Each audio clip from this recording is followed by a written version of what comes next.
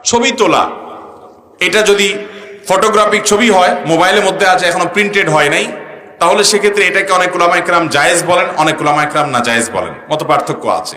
But যদি printed হয় বা আপনার তুলি দিয়ে আঁকা ছবি হয়, সেটা হারাম হওয়ার পরে কারোর দ্বিমত নাই নিষ্প্রয়োজনে। হ্যাঁ, কারোর প্রয়োজনে, আইডেন্টিটির জন্য ছবি তোলার প্রয়োজন হতে পারে, পাসপোর্টের জন্য তোলা হতে পারে, এনআইডির জন্য হতে পারে, এরকম কোনো কাজে করলে সেটা জায়েজ হতে পারে।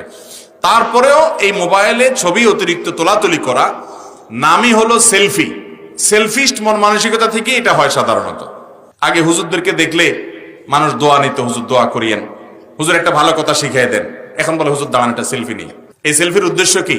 যে আল্লাহকে দেখাবো, ফেরেশতাদেরকে দেখাবো কবরে, দেখছো কোন হুজুরের সাথে ছবি, আমার সাথে হিসাব করে কথা বলো। এই ছবির উদ্দেশ্য হলো ফেসবুকে পোস্ট করে কিছু লাইক কমেন্টের ব্যবসা করবো। ঠিক না ভাই? ঠিক বলেন। তাহলে এই ধান্দা করে এই ছবি উতানো এটা প্রশংসনীয় কিছু হতে মানা করলে যুবকরা অনেক সময় ভুল বোঝেন, কিন্তু খুব বিরক্তির কারণ হয়।